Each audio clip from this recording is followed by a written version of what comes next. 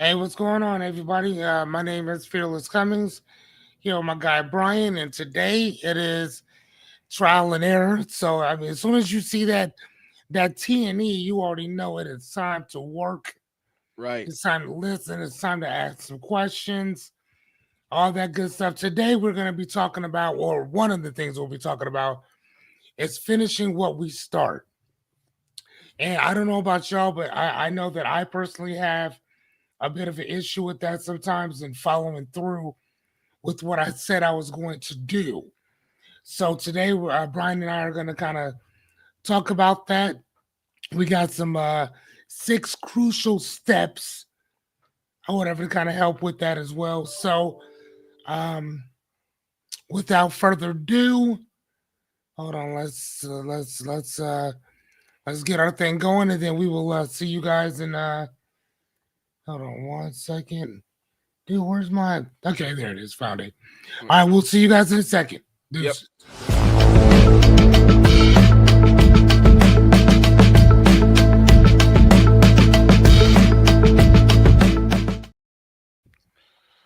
What And up? what's going on, ladies and gents? It's your guy, Mr. Fearless Cummings and Mr. Bryon Hill. Together, we are the trial and error team. Yep. All that good stuff. Hold on, let me put my stuff on.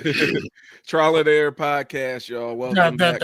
Yes. Well, welcome back, man. We've been trying to. We haven't been trying to. We've actually been going strong. We're just keeping everything consistent. And every Tuesday, this is what we're doing. Um, Again, man, if y'all show up, you show up. If you don't, you don't. But no matter what, we're here. So that's usually how that works. And that's kind of the mindset um that you have to have as well in just showing up for certain stuff. You may not have everything that you need when you decide to start doing something. And I think that Bryon, I don't know about you, but that's one of the things that I've actually noticed myself when we're going after certain things. We think that we have to have all the answers, all the questions answered. We need to know all what all exactly what the gaps are in reference to what we're missing, what we need, what things are going to look like, what things are going to be like. And a lot of Right. us have expectations in our minds that we say, well, if it's not going to go this way, I don't want it. Well, And go ahead. it ends up becoming kind of a trap because you never like before you embark on something, you don't necessarily know everything that you're gonna need, right? And you're waiting to have all the things in place to take an action, but then you getting trapped in that learning silo. I got to learn more and blah blah blah, and the more you learn, the more you realize that you don't know, and the more that you need, and it ends up becoming comfortable sitting at the starting line is what happens. You end up becoming comfortable just sitting there on the starting line, um and never really launching. So yeah, that's exactly what it is, bro. Yeah, and And I think too. I think that one of the things, at least for me, that I've seen is I think that the reason why we have this, the reason why we see a lot of this, is because of one word, because of comparison. A lot of mhm, us compare ourselves or our situation to somebody else's plight, right. to somebody else's experience. So you say, well, yeah, I'm gonna have to go through this, but such and such didn't have to go through that. Yeah, they may not, but Right. their thing, whatever they may have to go through, you may not have to go through that same thing too. So comparing yourself to somebody else, especially when you're starting off, is horrible. Horrible. Well, and it turns into this, what we talk about. I think we talked about it a while ago. You're comparing your highlights to so you're comparing somebody else's highlights to your outtakes, right? Like you're Mhm. comparing these people online who have been doing the thing or whatever it is. They've been doing it for a long ass time, Long, long and time. you're comparing yourself and your outcomes to um you're comparing your outcomes to what they've been able to accomplish, and that's just not how it works. No, Um, not at all. and it ends up becoming this ongoing thing. You know, it ends up becoming a trap for you because you never start, you never launch, you just sit there permanently at the gate because you want to be just as good as this person that's been doing the damn thing for X many years, and be just as proficient with it, you know, and that's just not how it works. It's kind of it's a human thing. You want to show up good, you don't want to look crazy, you know, but in the same by the same token, um, you have to look crazy in order to start showing up good. Mm, You got to go through that phase where you're not 100% popping in the way that you want to pop in because you haven't earned it yet. no, not at all. So, You know, it's funny, man. So one of the books. Let me ask you before we get started, and I'm also going to ask everybody else. So I want to ask you guys, what books are you reading, and why are you reading it? I'm gonna start. I'm gonna start there.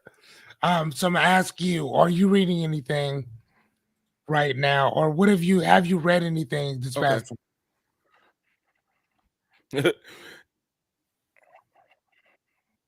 Am I? I got a couple cooking here. Let me pull up my because I've been mostly audibling. Um, I've been Okay. reading social engineering, um, Okay. the science of human hacking, hacking, that science of human hacking. Yep. Um, and that is by Christopher Hagney, and basically it's the concept of how basically it's a cybersecurity book, but it explains the concept of social engineering and how people gain access to computer Yeah. systems via I human beings. remember that. Yeah. And so I'm reading that. I'm in the middle of that one. I think I And have that. I think I got that one because of you. right. And I'm also rereading The Fifth Discipline by Peter Senge. I have that too. I have not read it though. That one's about systems theory. A really good book. And I think the one I put down for a little bit, but I got to get back into is Traction by Gino Wickman. Okay. Um, and that's a lot of like more business ownership and basically getting your business ready to scale and sell kind of stuff. Um, but there's some good stuff in there. On the nonfiction side, I think I have an Easy Rollins book that I'm kind of picking through as well. You know, the latest Easy Rollins book. Um, is it Farewell Apps and what Amethyst? Yes, something along those lines. Anyway, so I have an Easy Rollins book as my fiction book, but I got a couple that I'm jumping between. Okay. Look at man. I love first and foremost, man. And like I tell you all the time, man. I love it when people are reading and stuff. So let me see. I know that I. Oh, Kamala's book is coming today. Okay. Yep. So I bought the Invisible Invisible Gorilla. Gorilla. Yeah. Yeah, unfortunately, I bought two copies. So yeah. You know what? Matter of fact, we'll put a thing up there where maybe we can raffle one of those off or something. Okay. Um, not only that, but I went to the store and I bought. Look what I got. Hold on. I don't know if y'all can see this. Can y'all see that? Richest Man in Babylon. I can see it. Boom. Bought two copies of that, and I bought an extra copy of. Think and Grow Rich. Come on, man. Or whatever. Um, so yeah, so we got copies of those at this present moment in time. So if you guys are interested, we'll put some stuff up or whatever so you guys can um win those books or whatever. I also want to start doing a giveaway, sir. Okay. I think that we really need to start giving some stuff out, especially because what we're doing is we're trying to inform people, and make people better in general. Um, especially if you look at the decline of people liking, not even liking to read, people reading in general. And I'm with it. there's so many people that will just grab the book. And here's the thing: I want to, because the Lord knows I'm gonna go off on a tangent. I'm gonna try to hold back the time. Well, one of the things that I've learned, sir, is that just because your book is a bestseller does not mean, and I want to make sure people hear what I'm saying. Just because your book is a bestseller does not mean it is the most read. Yeah. I'm gonna say that again. Just because your book is a bestseller doesn't mean it's the most read. And the reason why I say that is because this book right here, The Richest Man in Babylon, by George S. Clausen, it's been out for quite a while. Okay. The principles that he talks about in this book are BC type stuff. Mm-hmm. Matter of fact, the central theme of it is more of a BC type of theme in general, right? But before Common Era, before Christ, BCE, BC, whatever. Yep. The thing that I like about it is that it's very simple for that time and it's very simple for this one. It's very simplistic. And if y'all know anything about me as a life coach, as a philosopher, I like to focus on what's simple. I like simple. Simple's doable. Yeah. Simple is doable. And if when it's simple, it's doable, a person will repeat it, they'll keep doing it. The more convoluted and complicated something is, a person's not going to probably do it for the most part. Me, I have a twisted mind with that. So I'm going to follow the harder part. Right. I would ever do that. That's just me. That's just my makeup. But one of the things that he talks about in this book is to pay yourself first. Right? Actually, I think the first one was to live below your means. That's number one. Second rule was to pay yourself first. Yeah. Right? Pay yourself first. Whether it's 1%, 5%, 10%, depending on how much money I make, I'll put away 50% of something. Right? And I'll spend the other stuff, but I'll put this other money aside. But this right here is where I got that from. This right here is where I got it from. And again, it's so crazy that it's a very simple concept that most people don't do. Right? Yeah. Some people don't do it. It's like I don't make enough. You don't make enough to save 1%. You don't make enough to save 5%.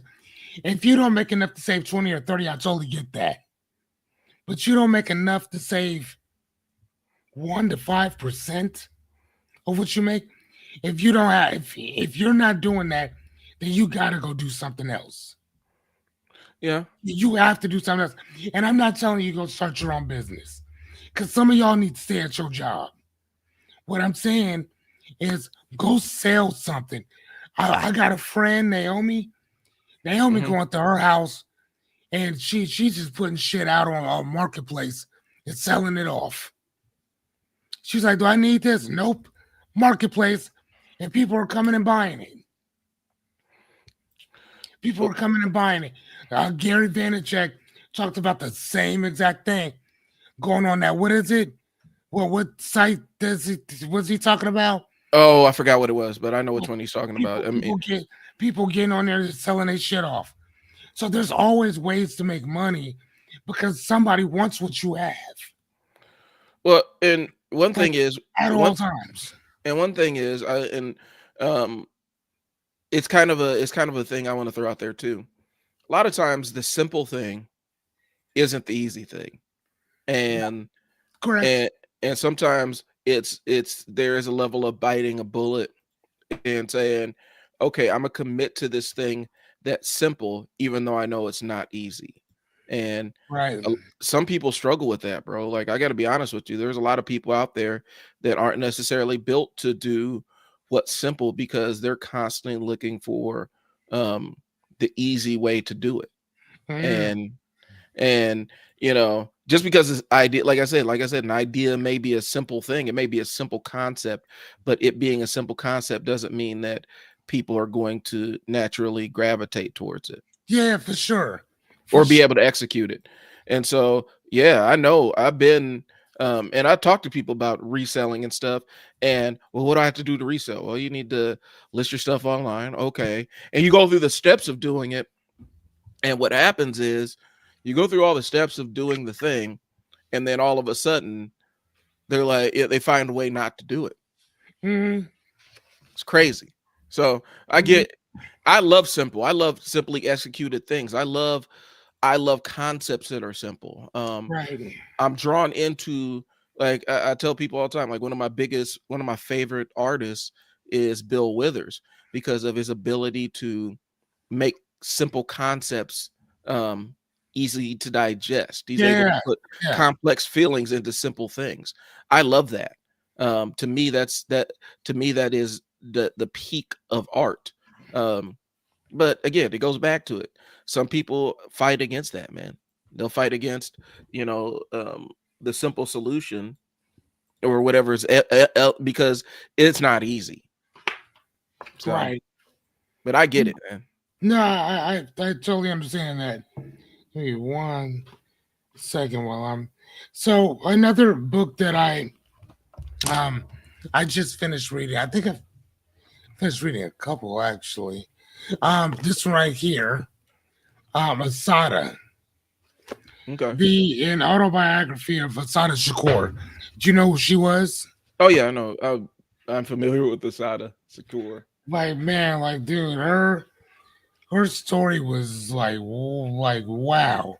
Um, Well, she has one of those stories that's like a Rosa Parks to me, where you hear stuff, but like if you really dug into her story, you start to understand that Rosa Parks wasn't just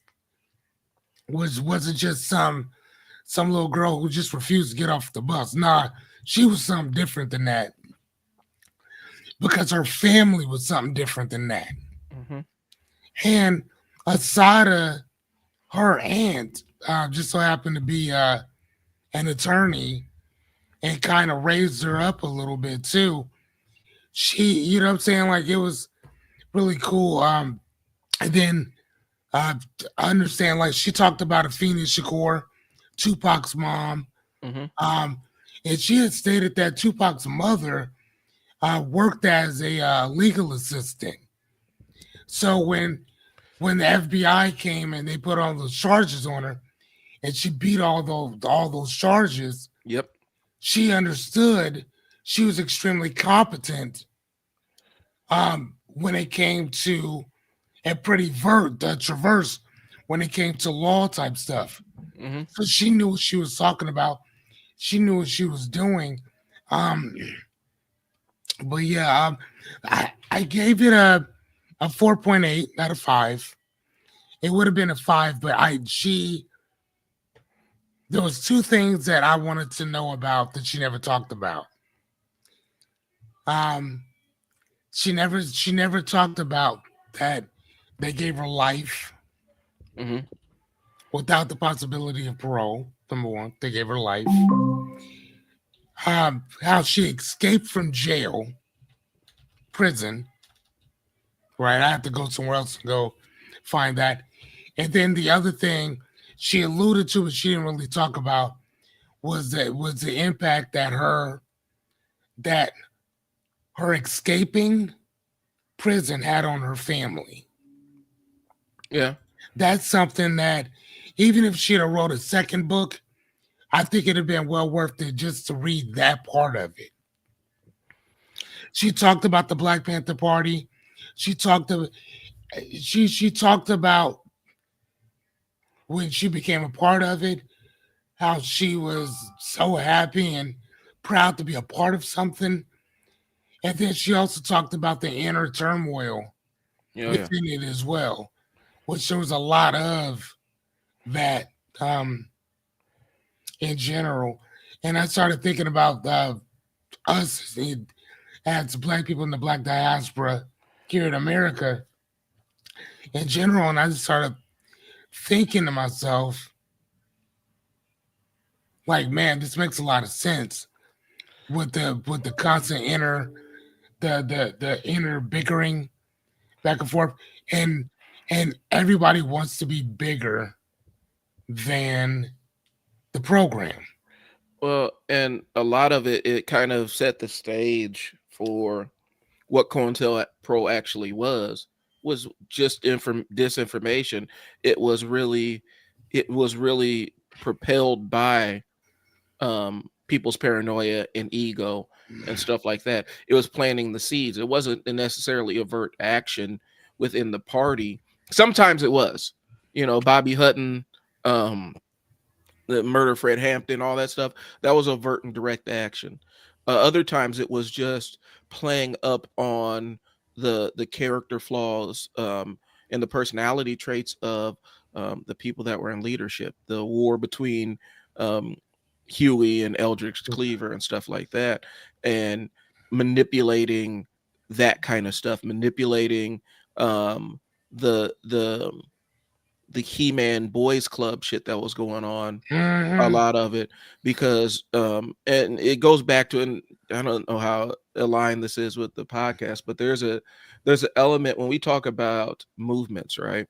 um there's going to be multiple arms to a movement, right? There is your activism wing, which is the public facing side, and your organization wing, which does all the stuff for the activists. Like, they're the ones that do all the fundraising, they're the ones that do all the propaganda work, they're the ones that do all the things that make it possible for the activists to stand up on that stage. And one of the things that was happening in the Panthers movement specifically was Black women were really the backbone of a lot of the activist work. The things that made the organization run and function at a high level, and the organization piece. But they were getting shoved out of leadership roles, and replaced by cats that weren't necessarily as skilled as doing what they were doing. And it Mm-hmm. also, they were replaced by people who were assets for the government. There's a lot of Yeah, layers to it true, too. true, true. And so that's one of the things that destroyed the movement. But Yeah, she talked about that quite a bit too. when we talk about COINTELPRO, people mistake, like, they act like it was, it's not just, the assassinations or capturing the political prisoners. It was a very strong disinformation and uh, it was kind of a mental warfare kind of thing. That these two leaders have egos, and all I need to do is stoke the fires between them and create suspicion to the point where you're suspicious of everything and everybody's jumping at shadows, and no organization can survive that. Hmm. Especially if you can drive the wedge between the organizing side of the organization and the activist side. Who's going to run the presses? Like, it was down to that. Like, they had presses and stuff. They had people whose job it was to make sure that the armaments were taken care of and secured. You had people who made sure that people's bail funds were taken care of. Like, there's people behind the scenes that made a lot of the on the ground work. Who's organizing these meetings, who's reaching out to these venues, who's doing all that.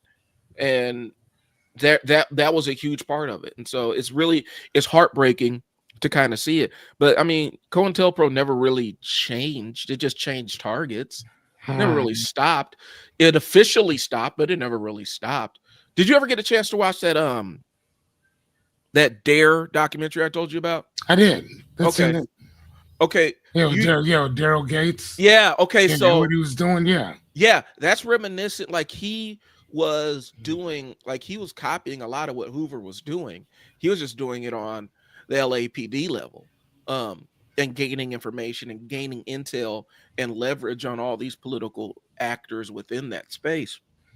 And so he was able to a degree, the people that could be influenced, he could influence them. The people that could be blackmailed, he could blackmail them.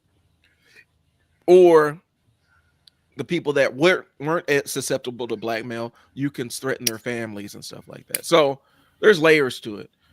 But yeah, it was, they tested out a lot of the work that they do on an international scale on us. Hmm. It locally, domestically, they tested out a lot of that psychological warfare stuff on us. Right. I mean, here's the thing. I don't know if they. I mean, and again, you're right. They tested it, but here's the thing. I think that it already. They knew that it would already work anyway because of what Germany was doing to their people over there. But here's the other thing, though, too, because remember, Edward Bernays came from over there. Well, not technically, no, he came from here, Hmm. but his uncle, um, Sigmund Freud, came from Germany, and they were like, all right, well, what can we do here? Hmm. Kind of doing some of the same stuff or whatever. So we've always been into um, we've always been into marketing and advertising Yeah. or menticide or brainwashing, however you want to call it. Well, We've always been on that.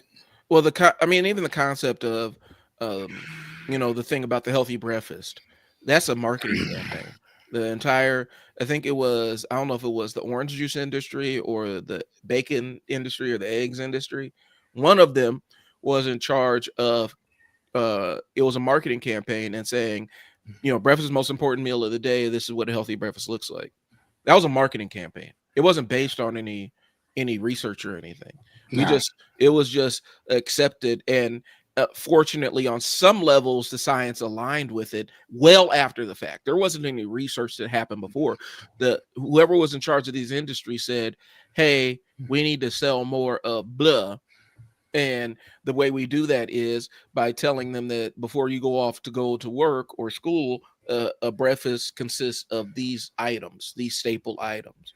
Um, and so we've always been susceptible to broad influence. And marketing is not, I mean, they were doing marketing before we even had radio. You know what I'm right. saying? And so, but I think from that, I think there's a level of, when you talk about the charismatic leader, right? There is a specific psychological profile that, in most cases, it's not all. Um, it's not all cases, but there's certain psychological profiles of what is a charismatic leader, right? And so, if you are running a program whose job it is to play upon those psychological profiles and manipulate them to a specific nefarious end, if you understand the psychology of what typically a charismatic leader is like, you can easily weave a program to manipulate them. And I think that's what happened with the Panthers. I think they kind of drew up um, an archetype of what the character flaws of a charismatic leader are, and then they just played the playbook based on the information that they got, the intel that they got, um, and said, okay, this person's insecure about that. There already seemed to be some messaging problems. At the time, I think Eldridge was over in Africa Hmm. and trying to be, and trying to call the shots, and it was a whole mess. So, but it wasn't just the Panthers either. Like, there are a lot of other organizations that were adjacent to that. The American Indian movement fell under that blade. There's some women's movements that fell under that. Some LGBTQ movements that fell under that. I know in Chicago specifically, when we talk about the theater of Chicago for the Black Panthers, um, the Young Patriots, there was the Real Rainbow Coalition. Have you ever seen that? The true. I'm going off on a huge tangent, but follow me. Have you ever seen the Real Rainbow Coalition? I think that's what it's called. It was on PBS. You know the Rainbow Coalition, like you're familiar with that phrasing, right? Yes. Okay. What Jesse Jackson, the one he talks about. Before Jesse Jackson's Rainbow Coalition, there was a Rainbow Coalition in Chicago. It was the Young Lords, the Young Patriots, and the Black Panthers. The Young Lords were Puerto Rican and other Puerto Rican, and there were some South American groups in there too, and some Mexican groups, kids mixed up in there. The Young Patriots were white kids, working class white kids, and the Panthers were the Panthers, right? They created an alliance, and were going against the police, harassing and beating working class people. That was the Rainbow Coalition. There was an entire thing where initially the Young Patriots symbol was a Confederate flag, and they actually had to sit down and have a meeting with the Panthers. The Panthers like, hey, it's not a, it's a symbol for us because a lot of us are transplants or second generation Southern kids. This is what it represents to us. And the Young Patriots actually said, okay, if it offends y'all, we'll put it down and find something else. But the coalition was Black, Latino, and working class white kids. And COINTELPRO attacked that too. Well, yeah, I mean, matter of fact, that's why Fred Hampton lost his life. Yeah. Because he had brought all them together. And they talked about it in the movie, the Black Messiah too. But again, I don't think that they understood just how far like Fred Hampton had really gathered those guys together, and that they were all on the same page with it. You know what I mean? Yeah. Like just how strong that was. And they're like, oh, he gotta go. Right. Like they tried to off that dude several times. Yeah. The United States government tried to kill this man several times. Yeah, man, that's crazy. Yeah. And they tried to, and then, they essentially executed this man next to his pregnant wife at the time. And then, they made fun of, they were laughing about it and stuff like that. Like it was really a deliberate hit. It was like an actual hit. It wasn't like it was. It was an actual hit. It was a like they assassinated him. Extrajudicial murder. It was an assassination, and that's really what it was. And the way the country was set up, and even the way the history books remember it, they act like it was some kind of shootout or anything. This man was asleep in his bed when they did it. Correct. And there's a lot. It wasn't just that he was asleep in his bed. He was in his bed drugged. Yeah. Drugged in his bed. Drugged. So, there's a lot that ties into that. And unfortunately or fortunately, depending on how you look at it, one of the things is I know not everybody had the benefit of kind of growing up the way I did, where my grandma was a curator at the Black History Museum when I grew up. Like that's and so I spent a lot of time there when I was little. And my mom's house was basically like a Black History Museum, like books and books and books and books. Like I stayed in those books and stuff. And so that's the environment I came up in. And so I didn't have to rely upon the school to teach me about a lot of this stuff. I got some firsthand stuff from her, dealing with the Panthers specifically in Omaha, because she was involved in that piece of it. And so there's information that I have access to and stuff that it makes me sad that a lot of, there's going to be a lot of kids, not just Black kids, but a lot of kids in general that will not get access to this level of information because it's only in books now. And the books that they have access to in the school library have been edited and sanitized, so they don't have access to this information. And I mean, and the way that it's starting to kind of look or whatever, it almost seems like there's a war on information. Oh yeah, anti-intellectualism. And there's a war on that, and whether people understand it or not, I'm gonna explain how serious this is. During the Cambodia, Khmer Rouge, or whatever, when they went through And if you wore glasses, they murked you. Yeah. And they like they wanted if you wore glasses and you were still a farmer, they would still put one in you. Like that you were gone. They did not want any intellectualism there, period. There was a guy I was just watching, I think TikTok or Amazon, Instagram about him, but he was a doctor and his wife was pregnant during that whole thing that they had there during the killing camps. His wife was going into labor on the field.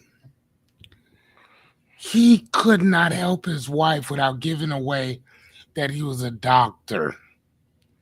He watched his wife and his child unborn die on the ground. There's nothing he could do about it. Now, I mean, technically he could have, and then they all would have been dead. Yeah. Right? So years later, he comes to America, this and the other, blah, blah, blah, blah, blah. He ends up getting killed on the street for his gold watch. Yeah. Ain't that crazy? That's crazy. Well, you survive all that to come here and get murked for a watch. Well, and I know we talked about, we're far afield of what the topic is, but it's more of an interesting conversation, I think.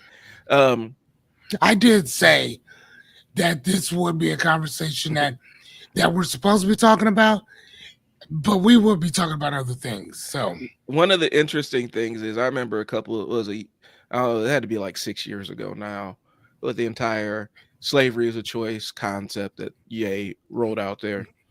And it's interesting that you talk about that.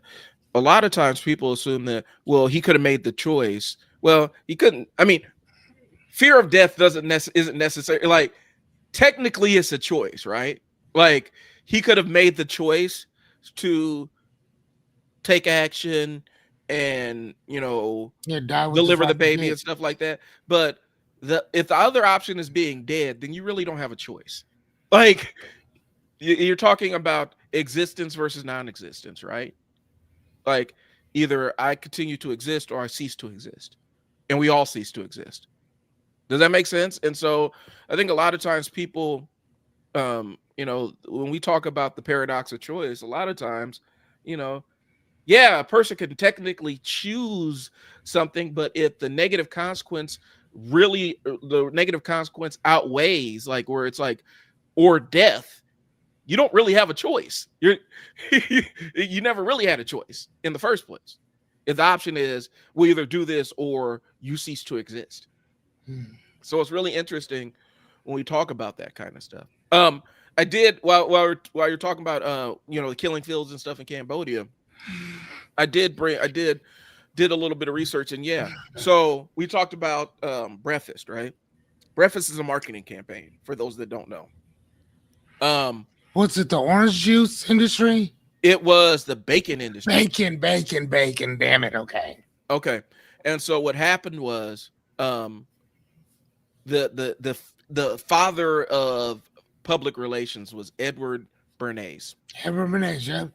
Which is Sigmund Freud's nephew. Right. Sigmund Freud's nephew, who was the father of psychology. Yep. And so in the 1920s, Beechnut Bacon hired Bernays to boost their sales. And so he paid a doctor to agree that a hearty breakfast was healthier than a small one. And then sent it over to other 5,000 other doctors for their signatures. He got newspapers to publish the results of his petition as if it was a scientific study. So medical studies declared that bacon and eggs was the perfect healthy breakfast, and newspapers and magazines helped spread his message to millions. Mm-hmm. Because the fundamental thing is, and I actually did a little thing about subtext and pretext and context, right? But he recognized that people trust doctors for nutrition advice. So if I can get doctors to say it, they're going to trust it, regardless of whether there's any research into it. And so that's how bacon and eggs became our signature breakfast dish in America, because it was a marketing campaign. And then cereal makers jumped on, Kellogg jumped on, and all the other stuff. They found out, they jumped in after the fact, and then orange juice jumped in after the fact and stuff. And so it all started out as a marketing campaign. Now, not to say that you should not eat breakfast, because you know, they've kind of found out breakfast is kind of important. But understand, it didn't start out from a medical standpoint. It wasn't medical advice. It wasn't scientific medical information. It was this guy got hired by Beech Nut Bacon to hire some doctors, you know, to boost their sales. And he hired some doctors to say, breakfast is really important. And then had other doctors sign a petition and then circulated it as an ad. So, yeah. So real fast, I wanted to kind of touch on what you were just talking about. So, like you just said before, we have this thing where we are very obedient for the most part to people in white coats. We assume that because of all their teaching, because of all their learning, because of all their education, their experience, that they know way more than we do. So we're gonna listen to them as opposed to somebody else who has no idea. And the great thing that I love about again reading is there's a book called Obedience to Authority by Stanley Milgram. Have you ever read this one? I've heard the name. I've not read it. Okay, let me pull it up right quick. It is an amazing book. And hold on one second. So hold on. OB. There it is. Found it. Okay, let me pull you guys in so you can. So the reason why I'm bringing this book up is because. Okay, let me know you can see it. I can See that? Obedience to Authority is by Stanley Milgram, and he was a sociology professor. Funny enough, he and Philip Zimbardo, who did the Stanford prison experiment, are pretty good friends too. And they actually grew up together. Funny enough. So Stanley Milgram watched the Nuremberg trials, which where the Nazis were actually put on trial in Nuremberg, Germany, to answer for their atrocities for what they did to their fellow countrymen. A majority of them kept saying, I was just following orders. I was just following orders. Wasn't personal. I was just following orders, right? And you had a whole half the world like, what? Like, no, that's not a good enough excuse. You could have said no. So that bothered Stanley. Yeah. So what Stanley did was he put this ad out, and it was about the ad was, hold on, let me find it, because I think if you guys kind of saw what I'm talking about. Hold on. Stanley. Hold on. Milgram's ad. Hold on one sec. Okay. Newspaper.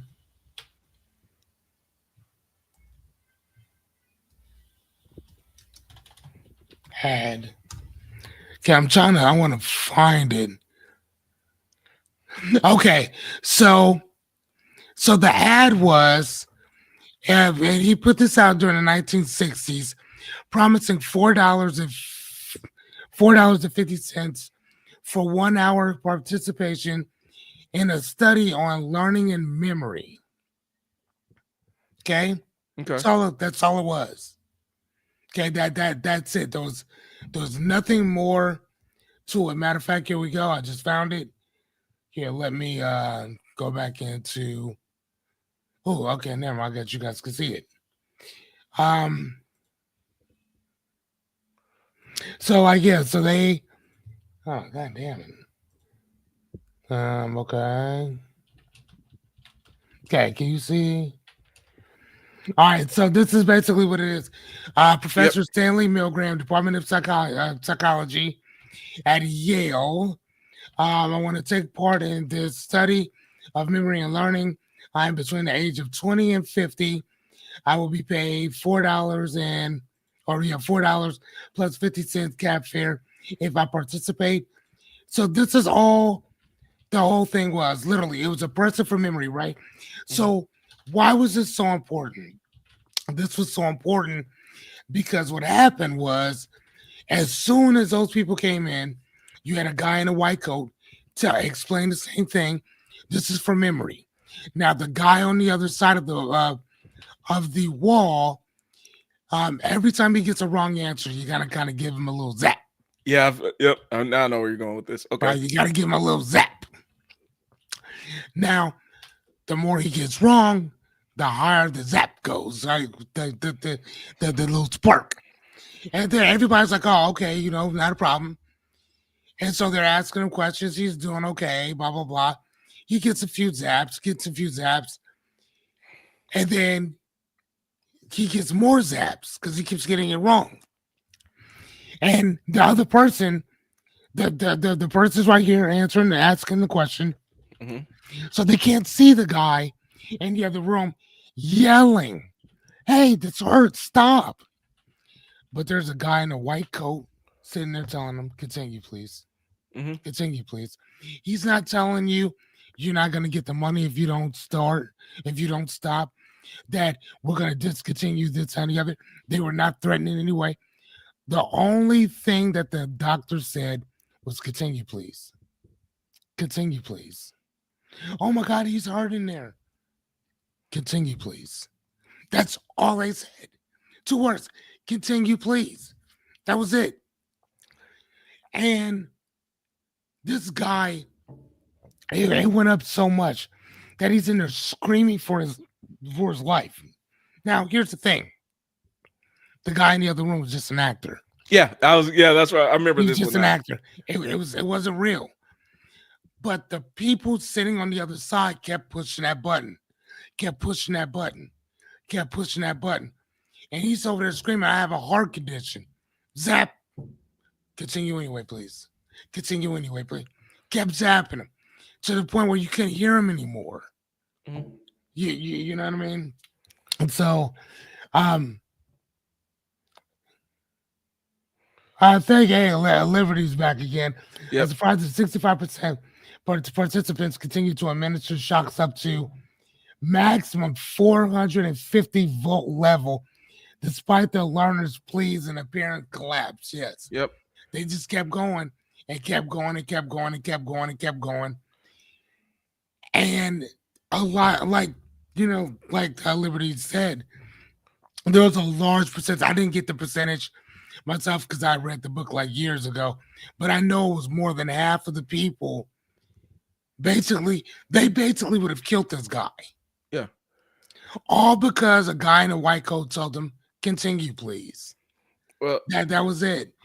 So it's so again, when we're looking at this type of stuff, I'm like, man, yeah, Well. that's very scary.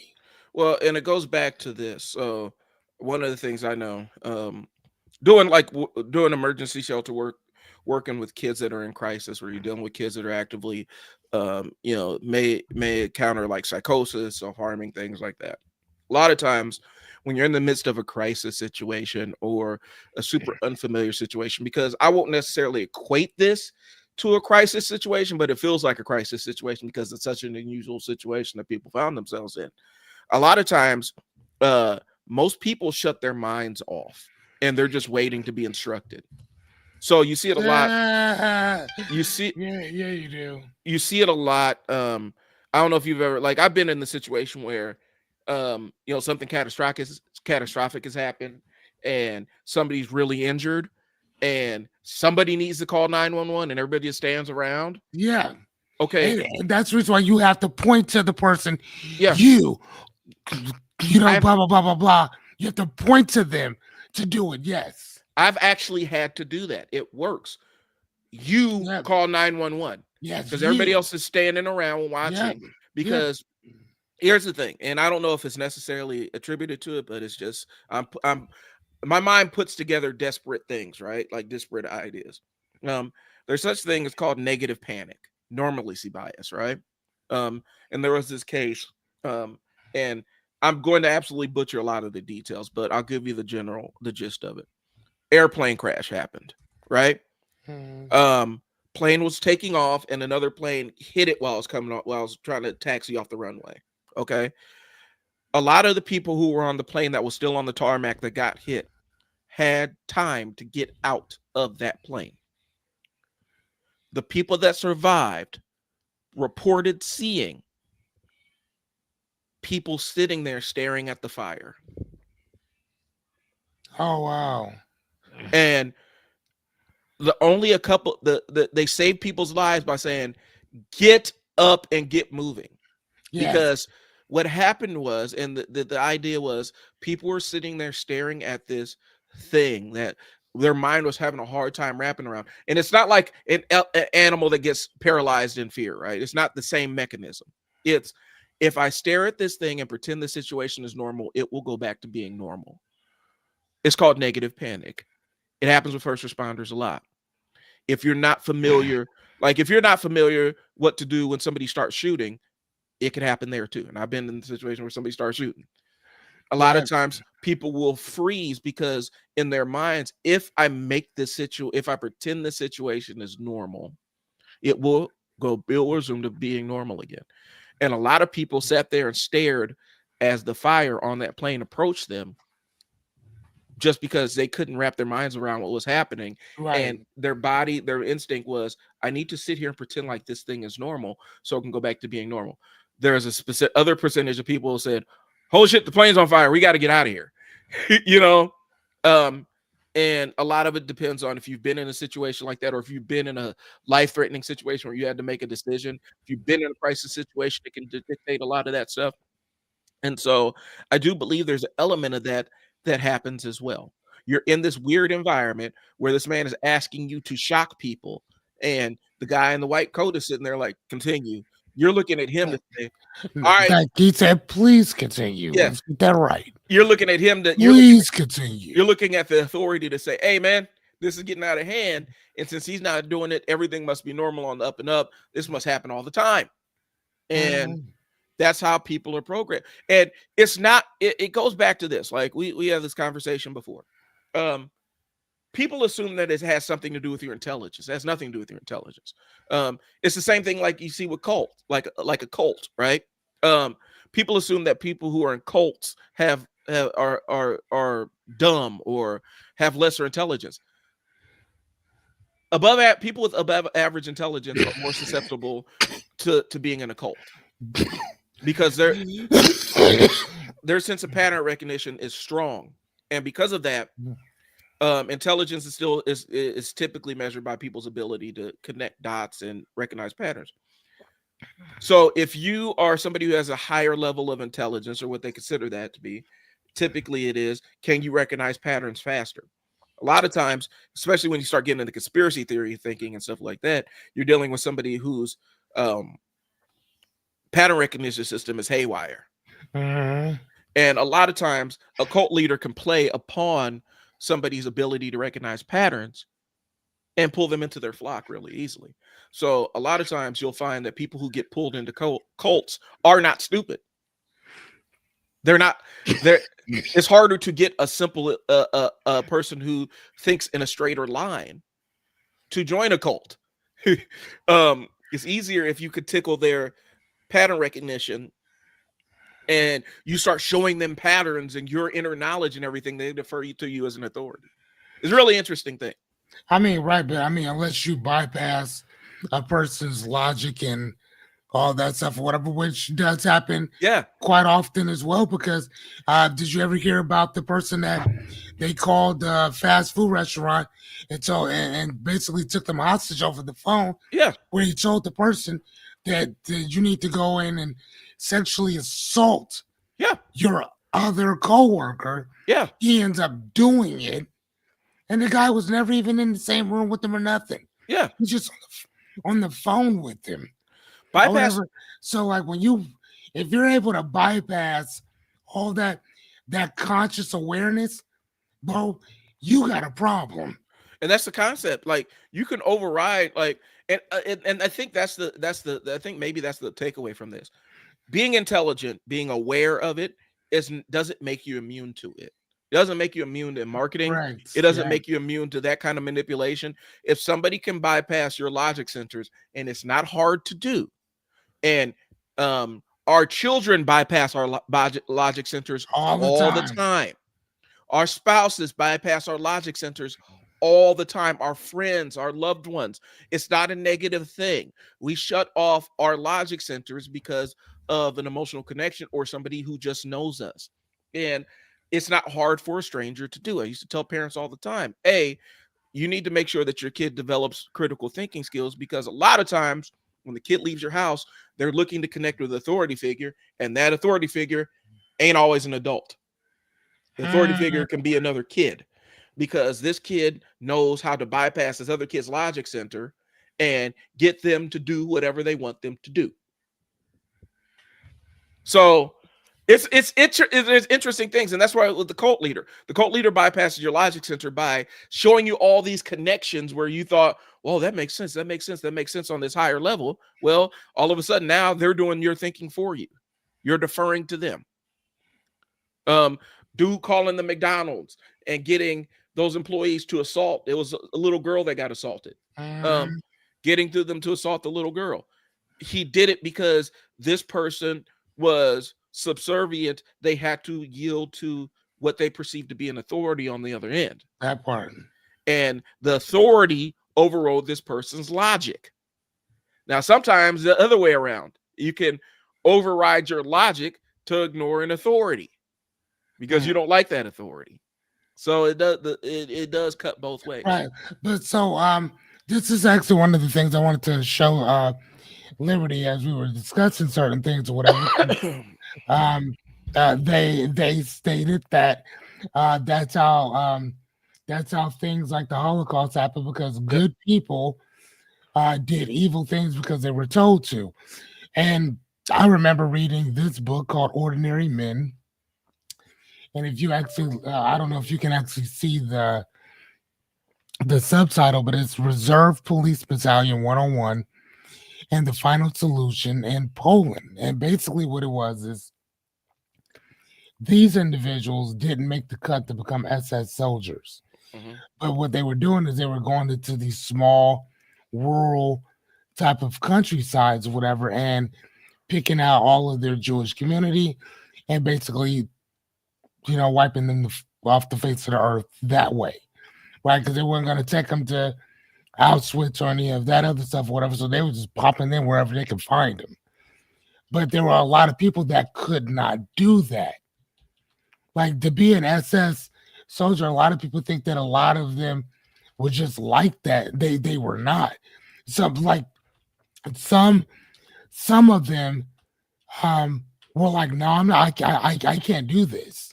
Yeah. You know what I'm saying? And they usually would have to go do something else. So they weren't at the prisons, or if they were at the prisons, they were doing the cooking, or they were watching other stuff, or they were doing clerical type stuff or whatever. Not every one of the Nazis were murderers, because they're still men and women or whatever. But in Poland, when they were finding these small little rural towns, they would find them and they were having them do some horrible things or whatever. Now, some people, and that's just like in today's time, you'll probably find more people today that'll murk you than you probably would not. But you're still gonna find people that's like, nah, I'm cool on that. Regardless of what they've done, I don't feel like that's not in my purview to do something like that to them. But then there's somebody else who don't give two fucks. It's like, oh yeah, nah, that's directly in my purview. Yeah. And I don't care what they've done. Who needs it, right? So what they would do is, real quick, because they couldn't wrap their minds around executing children. So what they would do is they would shoot the mother first. And then that way they could execute the children, because there was a certain word that they used in the in the German language or the Polish language, where you cannot survive without the mother, and they thought that it would be horrific for you to to to to kill them, but not her, or vice versa.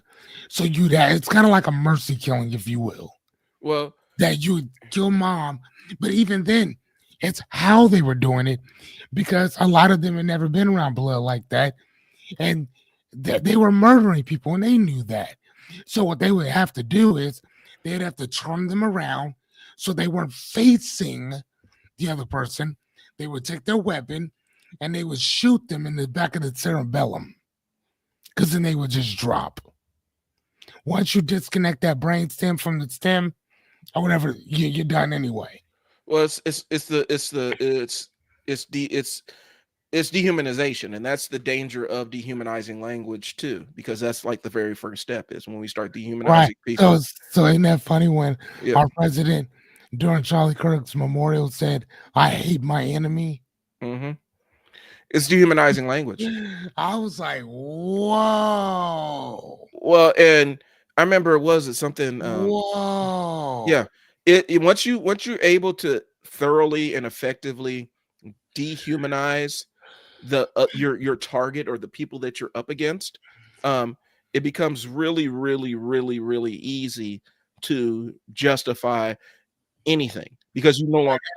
So a lot of times a lot of times I've heard it mentioned specifically during Vietnam. That's why during Vietnam there was a lot of use of racial slurs Yeah. because the slurs are the things that remove the humanity from the enemy. And if you can strip that humanity away from the enemy, it makes it easier to kill because they're no longer people. They're whatever that slur Yeah, is. whatever that slur is. Yeah.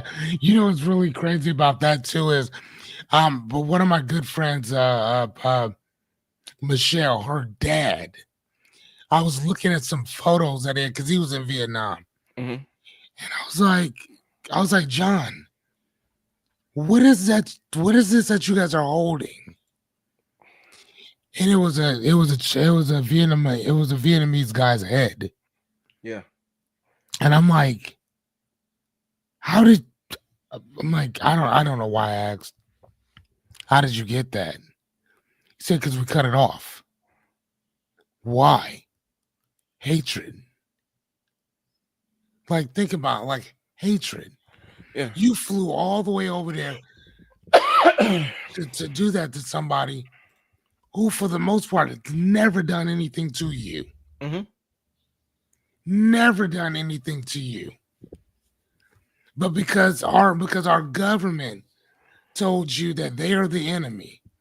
And then there's another book in that called Kill Anything That Moves, where that's exactly what they did.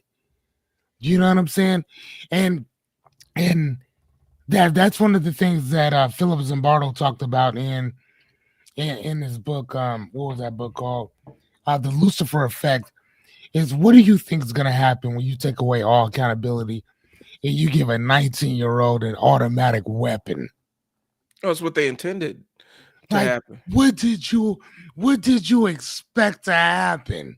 Well, and what did you think was going to happen? And that's the real tragedy for a lot of people that are coming back from these being deployed is, we talk about jobs and things like that, and that's super important to make sure people are employed or whatnot.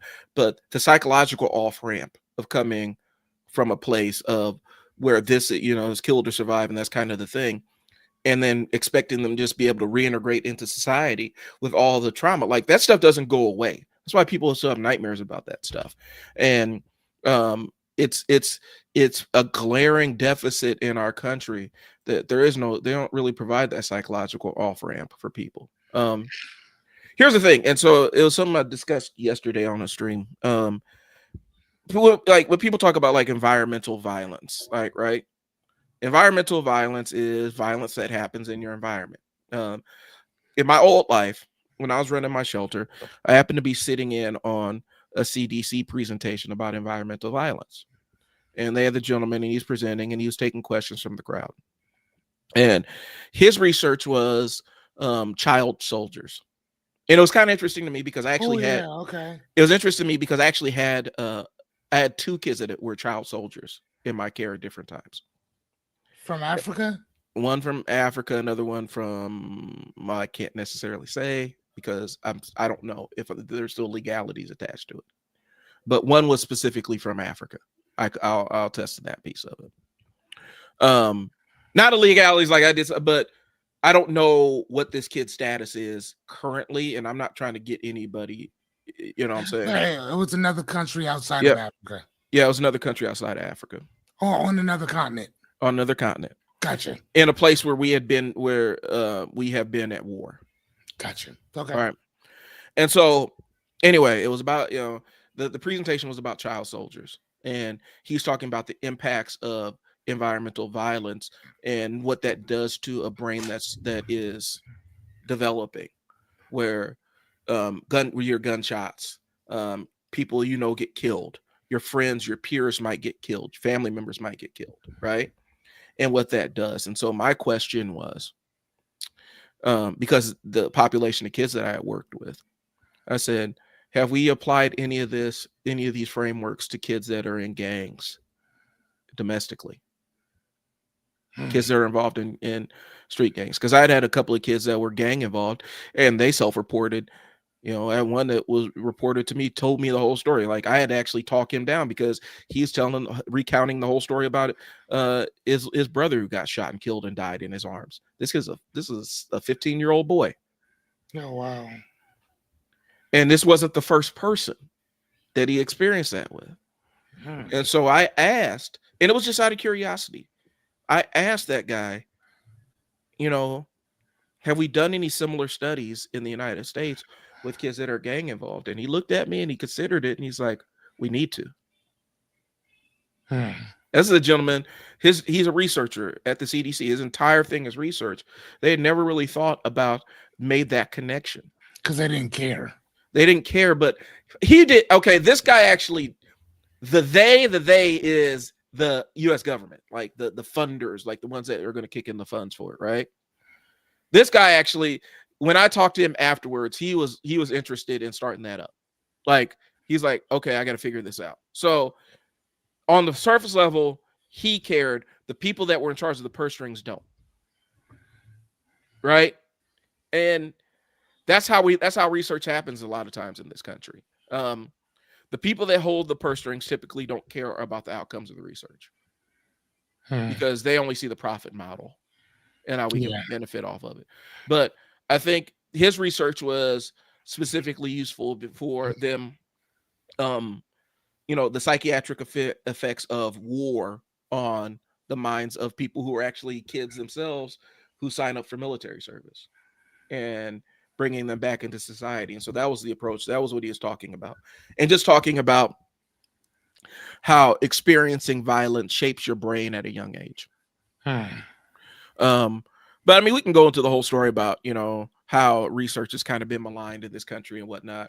And the outrageous, a lot of times for news poorly understands research because they don't really report research findings. They report research that's happening, but they don't really interpret what the findings are for you because it's not easy to extrapolate that and explain it to an audience of people that aren't familiar with how research works. And so that's when you get stories like, I think the biggest example was they got the shrimp that's running on the treadmill and we're paying millions of dollars for that. Well, they put the shrimp on the treadmill to figure out, think of how marine animals process waste. Marine animals process food, waste in water, and how they process poison in water, and how it affects our food supply. That's why but it sounds crazy when you say they put the shrimp on the treadmill. Well, shrimp was on treadmill for this specific reason. And because we don't really understand how research works, we just poo-poo all of it and think it's all bullshit. And that specific thing, it sounds disconnected, but it is. I mean, the reason why it was getting funding was because they were utilizing it for people that are coming back from war to help them adjust to society. And their scant resources do it. Now, going back to this, the idea of that normal person yielding to the authority figure and the removal of humanity from their targets. This goes back to the Stanford prison experiment because it happens in jails all the time. It happens in residential facilities all the time. It happens in police forces all the time. When you remove the humanity from the people that you're interacting with, anything can happen. That's why it's dangerous to have that us when people talk about all this, the big swinging dick law enforcement, that kind of thing, where you don't know what it's like to survive on the streets and all that stuff, and you're up against animals and stuff. That kind of thinking is what makes community relations hard. Yeah. Because you've otherized the people that they're supposed to be interacting with a lot of times, and more times than not, cops don't work in their own neighborhood, so it's already easy to otherize that population of people. There's a book. Hold on, I'm gonna put our stuff in our notes. Give me 1 sec. Okay. Yeah, there it is. I just put our notes in for that. I'm gonna grab this other book right here quick because you need to see this one. But anyway, there's a book. Hold on 1 second. Let me find it. Oops. This guy, right here. Hold on, where you at? Okay. This guy right here, he wrote this book. Can you see this?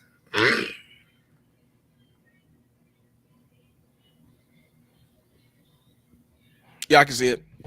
Okay. I've heard of that book too. Yep, I read this. Mm-hmm. I'm gonna tell you, I forgot. I don't know what I gave this book, but by the time I was done reading it, I was so fucking pissed. I was so pissed because this is one of those books that all the kids in West Point have to read before they graduate or whatever. But so if I don't know if you can see the subtitle, but it's the psychological cost of learning to kill in war and society. This right here, this guy. Let me try. I need to. Okay, Lieutenant Dave Grossman. You need to see this guy. Like, and I'm not joking. Hold on, Dave Grossman. I'm gonna tell you why. And again, I'll tell anybody who will listen to me. This dude's a fucking pussy ass coward. This man is a fucking coward, and I'll tell his whole ass to his fucking face that coward. This dude, he's the one that goes into all of these police places. Yeah, I know where you're going with it. Yeah, I know what you're talking about. This is the guy, ladies and gentlemen. If you ever want to know why it is that most cops feel like they're at war, it's because of this douchebag right here. They're actually getting lawsuits behind. Like, this company was getting lawsuits behind this. This motherfucker goes in and he tells everybody that it's a them against you. You guys are the fucking heroes. You guys are this. You're lawful. They need to listen to you. You're the authority out there. This is a war, and they're the enemy. You guys are there to protect and serve. It's this motherfucker right here. Why cops feel like they have so much power between him and the United States government. And that qualified immunity is the reason why people feel like they can do whatever they want. I listened to this guy, the Saint. I don't know if you ever listen to him, but I kind of stopped. He kind of arrogant on certain shit or whatever. But anyway, I know he would dog me for saying that, but it is what it is. Who? The Saint. That's like the Saints. Yeah. Or whatever. But anyway, so that's his podcast. Anyway, he was talking to this woman. He's, I guess, trying to be the next Samuel. What's his name? Kevin Samuels. Oh, God. And so he was talking to this woman. We don't need another one then. Right, that part. He was talking to this woman, and they had got into this debate or whatever an argument. It wasn't even a debate. But he told her straight up, he said, the only reason why you feel comfortable to talk to me like this is because of three numbers. If you didn't have access to those three numbers, you wouldn't be talking to me like that. She's like, what three numbers? He said 911. My mom would have shot his ass. Like, I, Like off top, like dead ass. Like, yeah. and here's the thing. And on one hand, I totally understand where he's coming from. Mm-hmm. Like I 100% get it, because I know people that are like that, men and women, mostly women though, that can pop off, talk shit, this, that, and the other, blah blah blah blah blah, and you step two, not necessarily myself per se, but you step two, like, oh, hey man, I'll just call the cops. But if you can't get to a phone and you about to get rocked, all of a sudden these motherfuckers are quiet as shit. I've actually, You know, so this guy right here, he's like the quintessential call the cops type of motherfucker. And then not only that, but he talked about like the bravery of the people that have taken another person's life. And he's like, I've never done it, but I revel in the so why is he writing a book about all dead ass? Why is he writing a book about the psychology of killing people? He's never fucking done it. Okay. He's never done it. So but he fucking wants to. So he fucking wants to. That's my fucking point. So this jumps back. Do you ever watch there's an old Patrice O'Neal special that he did before he passed? And he said this phrase, and it's always stuck with me. It's the promise of middle management. The promise of middle management. The fact that I get to have control and power over somebody. Doesn't matter that there are people above me that got control over me. I only care about the fact that I'm in control, in charge of somebody else. He strikes me as that. A lot of the guys in that red pill space kind of strike me as that. A lot of alleged alpha males that I meet online or interact with online are like that. Yeah. A lot of guys that do that entire theater of abuse and stuff at their homes are kind of like that. A lot of guys that are weak in their real life, the only place they can feel powerful is in this specific context or frame. And by God, they're going to do it. I see it a lot with fast food workers, right? Like, that's why a lot of people are assholes to fast food workers. I see, they don't have any power anywhere else in their life, but they can absolutely make this person's life hell. Yeah. See, here's the thing. I used to be one of those fast food dudes, like when I was 17, 18, 19, and I know what I was doing to people's food. So I'm going to tell you off top, well, I don't care what kind of mood I'm in. I'm yes, ma'am. No, ma'am. Yes, sir.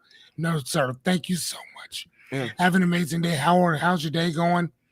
This, that, and the other. Hey, man, thank you guys so much for what you do. I'm that guy. Because I don't ever fuck with somebody who can fuck with your money, and don't ever mess with somebody who make your food and you can't see what they doing. Well, and it's so I'm good on that. And I think a lot of times people, that's the only place they feel powerful. It's really a sad thing to see. When it's like, so this is only like I've had it where, and I might make I was been back and forth considering doing this. A couple years ago, I was online in some kind of political thing with somebody. And some dude said, well, Bryon Hill, if you don't like it, you can go back to Africa. And so I screenshot and saved that message. And I was almost considering making it the headliner on my Facebook. Like the headline on my Facebook. But I'm like, I'm not taking my kids down to put that kind of stuff out there. I'm saying all that to say this. I've had more people who jump in my inbox with that tough guy, and it is a specific argument. I don't want to stereotype, but typically the person that does this is on that right side persuasion in that MAGA camp, where I've actually had to say, here is my business address. I am here at this time, from this time to this time. If this is how you feel, we can come talk to me about it. I've actually had to do that. Oh, I'm just joking. I'm not. Yeah, I know. Because it's easy to say stuff to people online, right? It's easy to do a lot of that stuff. It's easy to feel all powerful online where you can just pop off to anybody you want to whenever you want to.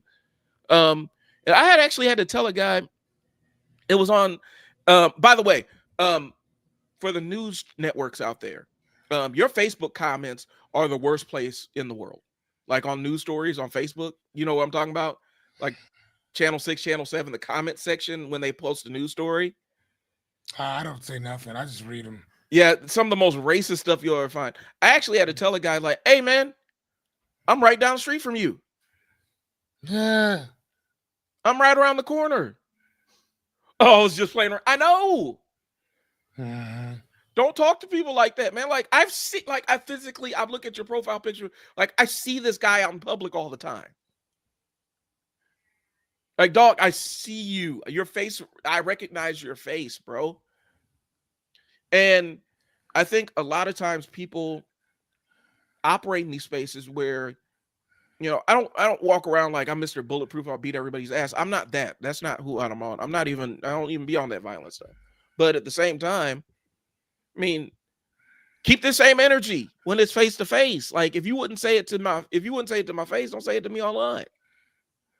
And I find that there's some connective tissue there with the people that have to have specific contexts in order for them to feel like they're in charge of something.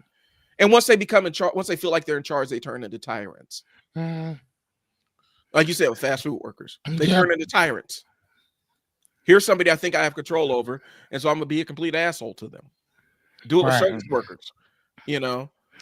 So Liberty, I like how you said that. You said that, but spend some time with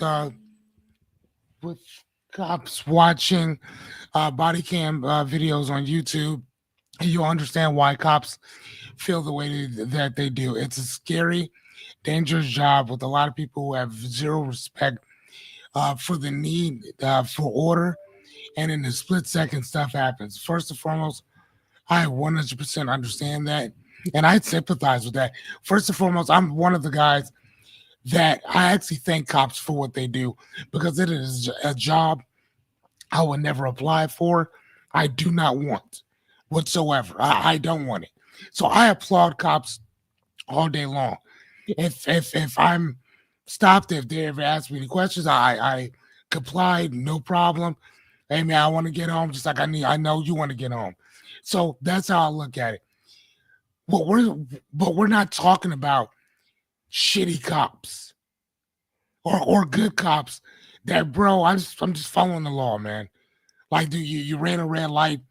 This is what happened. I ran your name. This is what I found. It ain't fucking personal. We're talking about those individuals like this guy right here that we're talking about. He is a fucking agitator where his whole objective is to agitate cops who are already agitated in general, who automatically already know that most of the people out there don't respect them. Like it's a guy living this tough guy fantasy. He's living this tough guy fantasy through cops. That's what he's doing. And there's a word that we used last week called, so what was it? Stochastic. Yeah. What was it? Stochastic terrorism. Yeah. Which basically means I'm going to go agitate you people to piss you off enough that if one of you guys do something to the other person, I get to sit with my hands up and say, I didn't do anything. I didn't tell you to go do that. I just told you to protect yourself.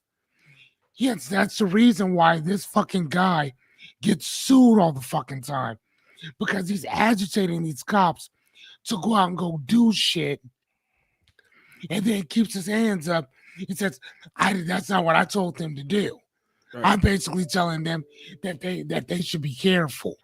So, and then not only that, but what Bryon alluded to before, a lot of the cops that are in the so-called inner city don't live there. Yeah, so they can do I remember when I was younger, the cops that were in our neighborhood, they knew all of us. all of us. And it's a totally different dynamic when everybody knows the police that are policing their neighborhoods. Mm-hmm. We When had. they know you by name, oh, that's Officer Craig. Mm-hmm. Oh, that's Officer such and such. Oh, he cool as fuck. He let such and such off on whatever. You know those people because when somebody says, "Oh, who's that?" Oh, that's Officer blah blah blah. No, he cool. That's community involvement. Yeah. How real can we get on this, Fearless? How real can we get on this? Because I'm about to. You know what? Fuck it. Let's go, man. All right. I mean, So what? Let's go. When I was growing up, here we had the Black Officers Union, right? And we knew the kids in where I'm from. We knew a lot of the cats that were in the Black Officers Union, right? And a lot of them dudes was really cool, and they would tell you which cops to watch out for. Yes. The black the cops that were even some of the white cops who were actually cool, like watch out for such and such. The white ones would tell you that who dude the over stay away there. From. Man, if you got anything on you, if you smell like whatever, stay away from that dude. Or they'll say this guy's a freak. Keep your kid, make sure you watch your little sister around him. Like it was that kind of. And so for me, yeah, it could be a tough job. I understand that. That Very doesn't much. mean, but that doesn't give man. that's not licensed to, like I'll be a real sexually assault kids on the beat, which I've actually seen and had to deal with as a kid. One of my best friends was beaten by the cops in 7th grade by a bunch of adults, beating up a 7th grader. And so the job being tough, a lot of us have. I've worked hard jobs. It didn't rationalize their actions. Yes, they do. And yes, they do. Liberty, yes, they do. That's what they're saying. They do, and that's do. what I'm saying. That we can't wash it away. And so what I'm saying is the accountability needs to be there, because we can't go in with the presumption. Like, yes, you can't go on we don't go on the presumption that everybody in this field is inherently good or bad. But what we're saying is there should be a higher bar for the bad actors, that are a higher bar of consequence for those bad actors, because a lot of times the bad actors land in the neighborhoods where they aren't connected to, and they know people don't have any authority to push back against the negative shit that they do. And yes, that's all we're saying, bro. It's not, and that's it. There's a nuance to it. Yeah, no, and I mean, like I said before, I mean, there's certain cops that are absolutely amazing. But I personally, okay, yes, is somebody against that? Yes, the guy on the screen, the guy on the screen, the guy on the screen is who we're talking about. Who trains cops? He argues against that. He fights against that. He fights against it. And police departments around the country matter of fact to train him. Matter of fact, most of the people that you see with the Blue Lives Matter fight against the same shit that we're talking about. They fight against the same shit. Yeah, I can prove it like this. If I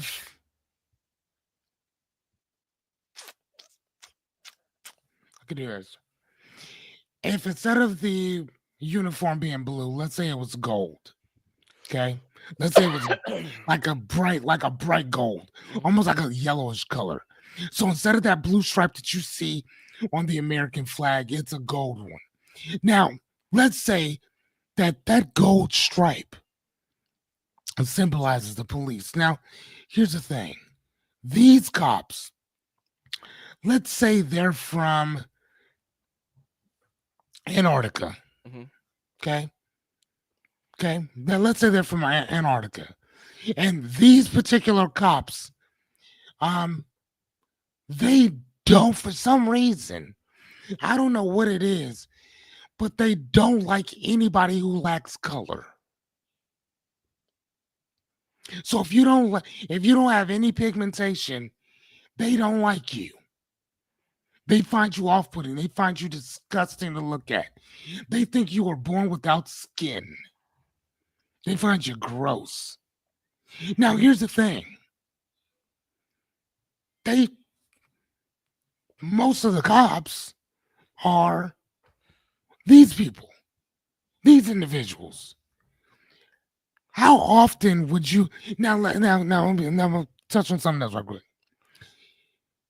If all the black and brown people would drive around with that gold lives matter, but you knew for a fact that those gold individuals fucking hate you with a fucking passion, what would you how would you feel about your countrymen being okay with the crimes that these people have gotten away with? And we're just like, I mean, stay out of trouble. Keep your hands up. Keep your hands where they can see it. Stop breaking the law all the time. Quit stealing shit. Quit lying. Quit infecting other cultures with your diseases. Quit doing this. Quit doing that. And not only that, but these same gold people throw a majority of you in jail. And then these same gold people create laws to throw your ass in jail too. At what point would you stop looking at that gold stripe as just a gold stripe?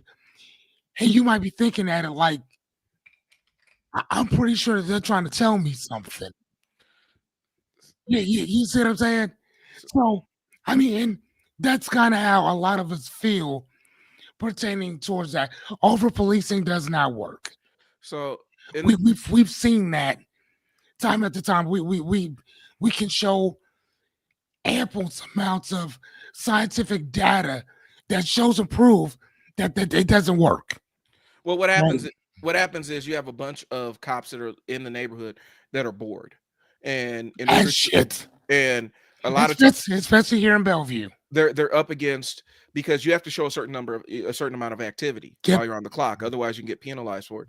And so what'll happen is you have this cop that's doesn't that they're overrepresenting the community as a whole, and so they don't have anything to do. There's no activity to rationalize their time on the clock, and so then they'll just start manufacturing stuff to, like, just start, they'll those searches where it's not necessarily consensual, or where there's some pretextual stops and stuff. They'll generate situations like that just so that they could say that they have activity, and then you as a citizen don't really know that they were just looking for something to do, because now you might end up getting cited for something that they wouldn't have otherwise, or it just took time out of your day. It just was and so there's levels to it. That book, Fearless, The Invisible Gorilla, about cognitive about your ability to pay attention to things, and the book that I talked about that debunks eyewitness testimony. Mhm. One of the very first chapters is, it happened, I think it was Boston. um it was a situation with cops, and they're chasing a suspect, right? And all these cops are converging on this suspect, and some plainclothes officers, who had their badge, the guy had his badge on, but he's a black cop, but he had his badge and stuff on, joined the chase. And he's the one that actually, they got to a fence. The suspect climbed over the fence. The undercover cop, who had his badge on, it wasn't like he went on the fence, he jumped on the fence after the suspect, and the cop right behind him snatched him off the fence, and they beat the shit out of him. Those cops beat the shit out of one of their own with the badge visible, if I'm not mistaken. Like, there was some identifying things. They ignored that badge and beat him, like almost killed him. And it started a whole cascade of events. They ended up going to court and everything. Nobody came forward with who actually beat him. All those guys were around. Nobody came forward to actually tell who beat him. Now, I'm going to ask you, how many of those people that didn't say anything were good cops, or would have been considered good cops?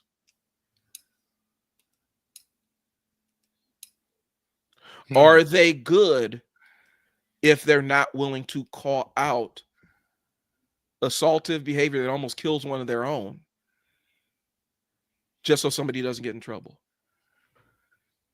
So that's what I'm saying, bro. Like, It's not a general statement. I'm not saying it's everybody. no, I'm not saying anything no, like that. But no, we do have to have some standards. very much. We have to have some litmus standards, because that brother was almost killed by people that were his co-workers. All these people stood around. A couple of those people participated in that beating. They know exactly who did it. They knew exactly who was guilty of doing it. Nobody wanted to say anything. So Yeah, that dozen or nobody had so. that. They didn't have So the cameras on. no, this was like 90s, so there was no cameras or There anything. was no cameras. Ooh. So the dozen or so cops that were standing around that watched one of their own officers almost get beaten to death. They know exactly who did it. Nobody said a word. So are those good cops? Even though they didn't participate in it, does that make them good? Yeah. That's what I'm saying. So when we talk about that level of accountability, And I mean, does it matter that the other guy was a cop in general? right? I No, mean, you know what I'm saying? Because but that's what I'm saying. And so hold on, that's what I'm saying. No, they're bad. But if they check all the other boxes of not actively harming people, they're not actively harming anybody. They have a clean record and no abuse. But they will stand around and watch one of their own do something illegal or harmful. Does that make them good or bad? And so now the net broadens a little bit. Okay. I've been in situations. I used to do case management. I used to do juvenile probation. I would have to go do door knocking at the time that cops did high risk warrants. Like they were out doing high risk warrants. I was doing curfew checks in the same apartments. And sometimes I was by myself. I didn't have a badge or a gun or anything. I used to have to go to apartment complexes that police did not go without backup, by myself with a book bag and a badge. And I knew I was walking into an open air drug market. And I called my wife before I went there and said, if something happens to me, this is where I'm at. So, but that still I still didn't use that as license to, or an excuse to mistreat the people I interacted with. And so I think we have to disconnect. It's a tough job with what the expectation of behavior is, because at the same time, when we talk about choice, they have the ability not to do that. And I know people that aren't cops anymore because of that stuff.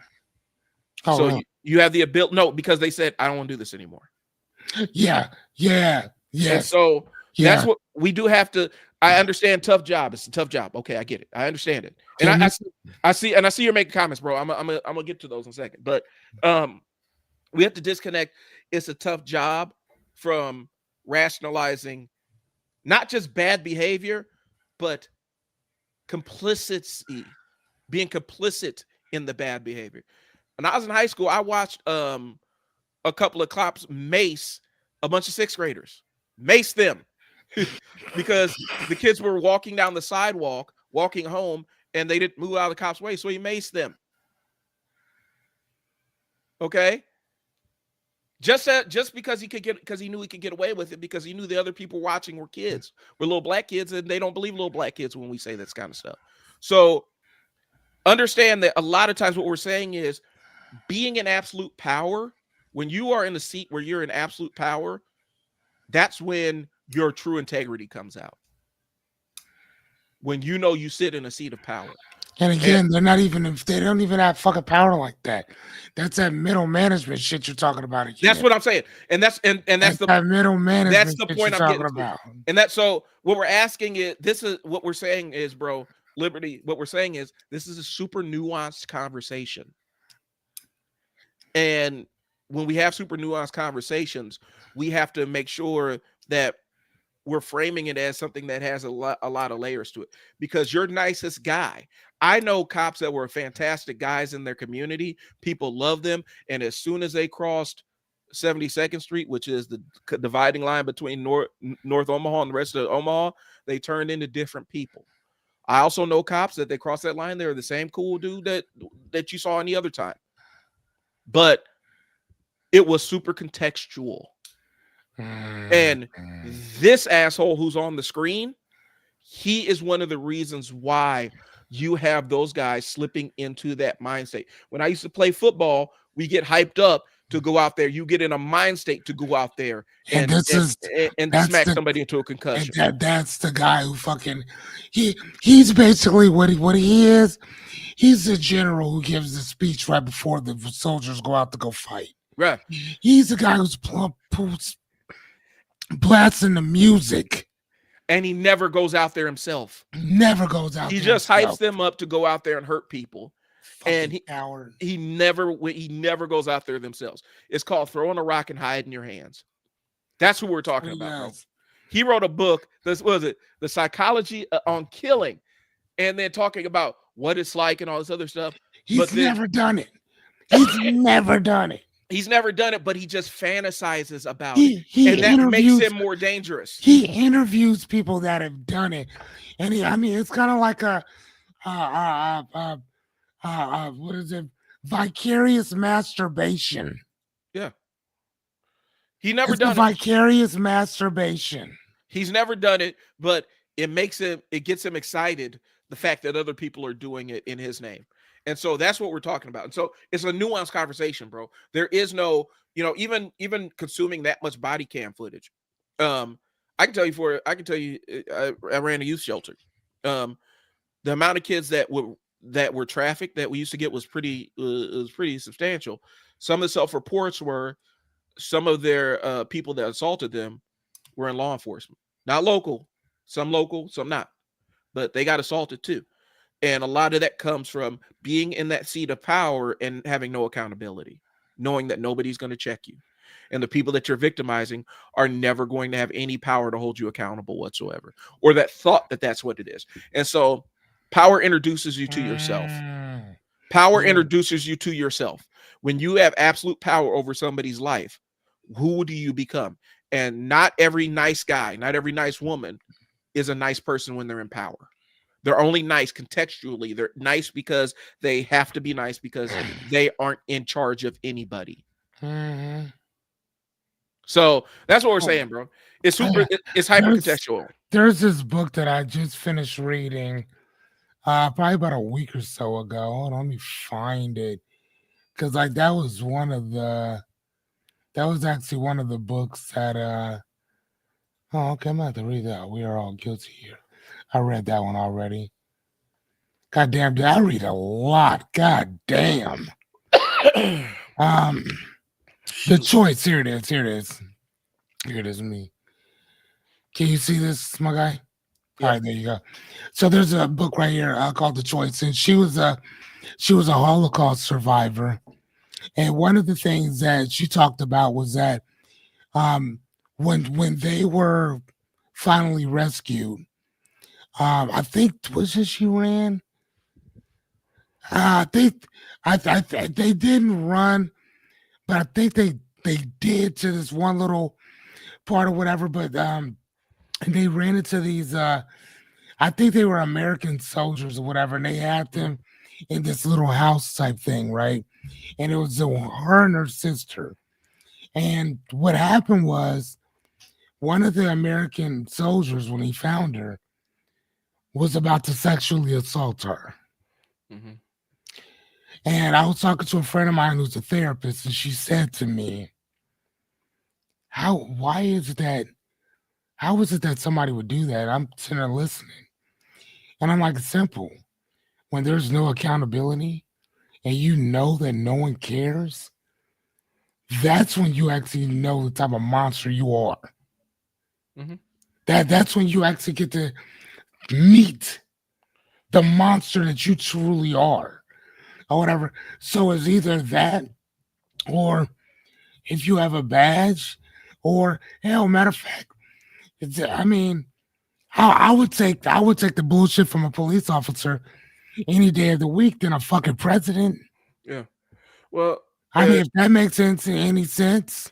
Well, somebody was talking about, because we were talking about the military, that dude David Goggins, right? Like of course. Yes, I've read both of his books. Okay, so there was a guy on who has a YouTube channel, and he's special forces, like all the special forces certifications and stuff, has been in the same theaters and stuff. And he came out and said, he straight up said, he's like, I need you guys to understand something. And he's like, I'm including myself in this statement. When we're talking about guys that have that level of service, we're talking about psychopaths. That goes into the psychological profile in order to be able to make that in a lot of cases. Okay. He's like, normal people can't do this. And he's like, internally, we talk about, do not allow these guys around your wife. He's like, I will lay down my life for them. He's like, I wouldn't trust them in my house. And he said, because in order to be able to survive and exist and do some of those things, some of those missions, you have to be able to shut off your morality like that and completely disassociate from it. And he's like, and he uses David Goggins' examples. And when you see him, and because I know that there was a lot of, there was something going on where he ripped somebody off, like Goggins ripped somebody off. There's some fraud allegations floating around and stuff.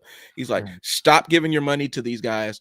And when, he's like, listen to what they say. They give good advice. But when it comes to any kind of thing that involves your trust, do not put your faith or trust in these guys, just because of how we are programmed to survive in special forces. Like, it was crazy. And he had a whole YouTube video about it. And a lot of it was his YouTube channel was talking about the adjustments and getting back into society and stuff like that. Sure. And so he's like, and I'm including myself. He's like, I see that in myself. I know that was part of my psychological profile was psychopathy. It was crazy. It was really eye-opening. But that's what we're talking about, contextual, right? Those guys have to be contextually psychopaths. Right. To exist over there. And so when you are contextually a psychopath, that's when you start getting into some of those awful behaviors. And so it's like, he's like, you listen to what they say. If they got good advice, don't idolize these guys, because there's nothing to idolize about them. And he's like, correct. Myself, correct. And he's like, myself included. And so what we're doing is we're taking that context and kind of spinning it down to, again, that guy that you showed on the screen. And the only difference between the main difference between him and those guys is those guys actually served. Those guys actually were in the shit. This guy sits on the sidelines and amps up cops to go hurt people. And that's that. Yeah, because he cheers on bullshit from the stadium. Yeah, and so that's a different thing. Like I said, it's the difference. Like when we football, you go through your rituals before a game. You listen to the music. You get charged up, knowing that you can go out there and possibly paralyze somebody, and you gotta be okay with. You don't want to, and that's not what your intention is. But you have to be in a certain mind state to be able to do that stuff. And so, I remember, you'd be damn near psychotic by the time you're ready to hit the field. Mm-hmm. That's how it was. And so that's all I'm saying, y'all. Man, we went. But again, we do love cops. I like I said before, I take my hat off to them, because that's a job that I would not want myself by no means. Like, I'm good on that shit. Like, no, thank you, or whatever. And I do respect the hell out of anybody who can keep putting that badge on every single day. But again, I'm still not going to excuse bullshit for more bullshit. Yeah. Like in general, regardless of who it is or what they do. And unfortunately, cops have not always had a good rapport or relationship with certain communities. Yeah. Like that has been like that. So again, I'm not saying that they're all like that, but you're also talking about at what point and what time did things start to change as well. Our government can say that, well, there's no slavery anymore. Well, that's what the 13th Constitution Amendment right is for, though. Wait till you break a law. You know what I'm saying? Like, yeah, so no, slavery does still exist. It's just more... The Pinkertons, like let's look at... I don't even know how to finish that sentence, but it does still exist. Yeah. They put you in one place, they work you for free. So prison is not about even retribution, like, by no means. You don't go there and then it's like, oh my God, you see the light, then they let you out. No, you are a commodity. Go to jail in Alabama. Go to jail in Alabama where they got you doing slave labor in the mansion, and talk about if slavery still exists in the United States. Like, and if you don't do the work, if you don't do it, they add time to your sentence. So you really don't have a choice. You can either go work for almost free in that mansion, in the governor's mansion, in the big house, which I think is a former plantation, if I'm not mistaken. You can either go work there Are you for talking about that in Angola place? no, I think so. Or is that Mississippi? It might be Or Mississippi, Louisiana? but it's one of them. And then there's also, or you can go work for, you could go do basically essentially free labor for, whatever company has a contract with the local prison for no money, and you don't get to opt out of it. Or pennies on the cent. Yeah, which is essentially the same thing, because by the time, it's never, with inflation, it might as well be zero. Like, the money you're getting might as well be zero. And so, Right. and like I said, I guess for me, there's context, like, right? And it's controversial to say it, but from it, I don't know why this is controversial to say, right? But when it comes to people's specific occupations, I don't ascribe anything to anybody. And so if you're a good person, you're a cool person. If you're an asshole, you're an asshole. And having a specific job title, to me, doesn't change that. The history of if you look up the history of law enforcement in this country and how it's kind of come down, there's a lot of very questionable shit that's gone into that, into the infrastructure of it. And so there are always going to be parts of it that are in disagreement with basic moral decency, just because of how we did law enforcement at scale in this country. Look up the Pinkertons, like, what I'm saying, the stuff that they used to do. And that was like, those were the guys that would, they would eventually become an arm of, like, essentially the feds, the FBI and stuff.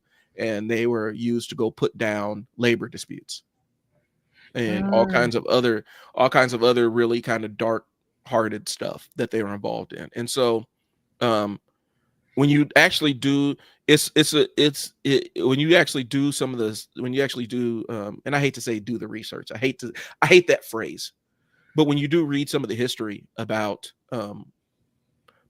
how we did law enforcement at scale in this country, there's some insidious shit that happened.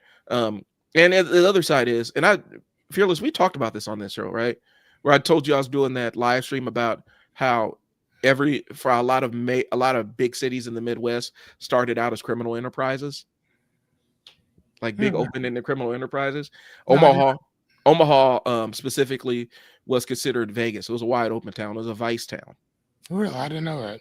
And there was a lot of there's a lot of crossover between law enforcement and organized crime in the city. Like, a lot of. Is that like we're like Mr. C's and all that stuff or whatever? I don't know if it was the Caniglias, but I know that there were some names that were tied to it. But you look, every Denver has it, St. Louis has it, Kansas City has it, Chicago. But a lot of cities were just big criminal operations that they just built infrastructure around, and the local law enforcement was actually tied into that. LA, like Vegas. Like, you want to know the biggest one? Los Angeles. Look up the history of Los Angeles and law enforcement and organized crime there. It was a symbiotic relationship. That makes sense. And so, it's an interesting thing. So I'm saying all that to say this: I don't inherently think that this occupation is good nor bad. I do point out flaws, and I'll even point out the flaws. I did case management. I will absolutely be the first one to sit down and talk about the gaps and flaws in the way that we handle working with kids and families from a case management perspective. I've done residential. I will talk about the flaws of residential treatment for kids and stuff like that. I don't think there's inherently good or bad. I just think occupations are occupations. And sometimes there are occupations that do require a little bit more humanity than others, and humanity and patience than others. You know what I'm saying? That's all I'm saying. I hope that makes sense. You know, Yeah, it is. I know, the thing is, we're in this tight ass kind of reactionary spot right now in this country with current events, and so anything that somebody disagrees with that they can take out of uh, Context. out of context, um, you know, or if they can't, because I'm realizing we have a lot of people that they understand context, they don't understand subtext, and they don't understand pretext, and they don't understand syntax. And so anything that you say, oh, he's anti this, he's anti cop, whatever. Okay. People will get wound up about it without hearing the nuanced conversation. Because when you're asking two brothers who have actually lived in the communities where they send the rookies and the guys that are that you know they got written up out west, they gonna send them down to the hood to do police work. Our experience is gonna be a little bit different with them. Yeah. It's gonna be a little bit different. That's all I'm saying. So, did we even talk about what we did the outline for? No, Do we want to talk about that next week? we can talk about that next week. I actually like this episode, bro. Like I thought this was perfect. Me too. And so next week we can finish what we started and actually do the episode about finishing what you started. Right? Yeah, I mean, yeah, because all the notes are already here. We got all the notes for next week. So yeah, next week that's what we'll do. Next week we'll finish this. We'll finish what we started and finish this episode. What do you got, Fearless? What do you got coming up, man? I'm not really sure yet. I got some I got these glasses, right? I got these from Ray-Ban, those Meta AI glasses. Mm-hmm. So I think I'm gonna probably go to someplace and oh no, never mind. I know what I'm doing.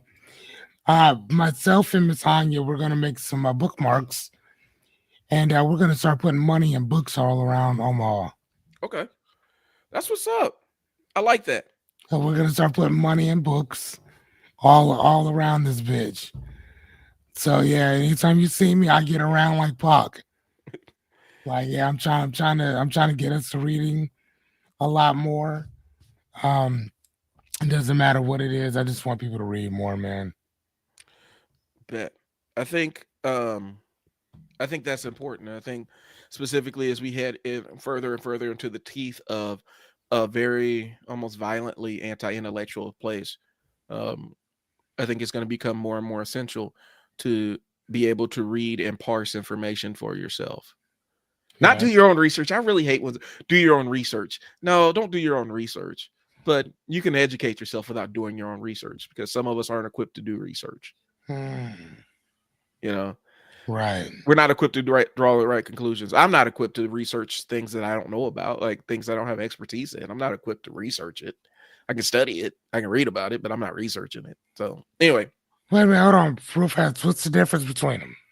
So research, there's going to be then this is totally just a me thing. In my mind, the way that I look at research, there's a scientific method that goes along with it. There's an applied framework that you apply to it where you do X, Y, and Z, and then you figure out what your results are. I can study something and not apply a scientific framework. I can study something for understanding. I can actually teach myself something without having to research it necessarily. Research is, to me, applying a scientific standard, an impartial scientific standard to it. And to me, there's a difference. I see a lot of people that say, "Well, I did my research. You watched a video on YouTube. Okay, which is not research. It's not research. There's no scientific standard. You don't have to demonstrate competence or some level of understanding about it. You're not having to write you're not doing a paper on it. Like you're not proving how you're taking the information. Is there a peer-to-peer review? Yeah. So that I can go and read. Is there any standard of proof that you've taken this information and synthesized it and are able to draw conclusions or make inferences based on this information? Or did you just learn about it and read about it and you have a knowledge because you read about it? That's good enough. You know what? So So what did you say? There's a difference between research and what? Researching and learning about, or learning something, like learning about it. Like for me, that I can learn about something without necessarily researching it. I can learn how something works without necessarily researching it. Now, if I want to have a mastery of it, then that's where I'm starting to go into the research side of things. But I can become familiar with I can become familiar with the concept without attaining mastery over it. And a lot of times, I think what happens is online, people have a familiarity with the concept and they think that they mistake that for some kind of mastery. And that's not the same thing. Okay. So like so reading literacy, that type of stuff is all connected to the learning. But then once you start applying the scientific standard and methods and the XYZ to certain things or whatever, that's the research. Right. That's where we can write papers and peer-to-peer reviews and this and the other. Anything other than that is just you reading some shit. Yeah, you just learn it. You can learn stuff without yeah, you can learn stuff without researching it.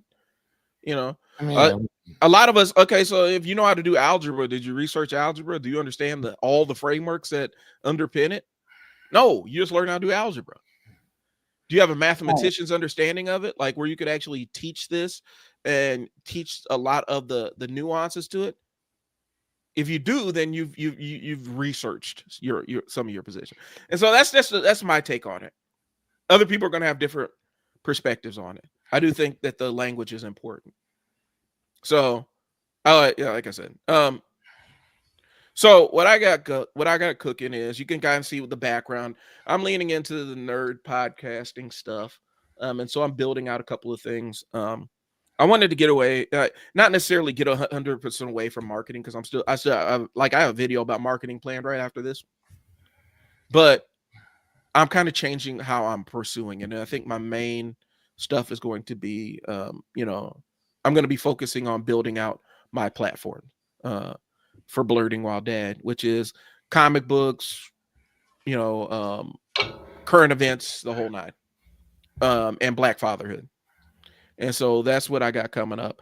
And so hopefully I do have my Patreon launched. I'm not necessarily ready to, I'm still building it out. Like I'm still putting stuff in there.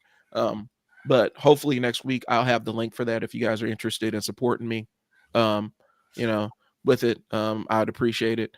But hey, did you know? I forgot what I was watching.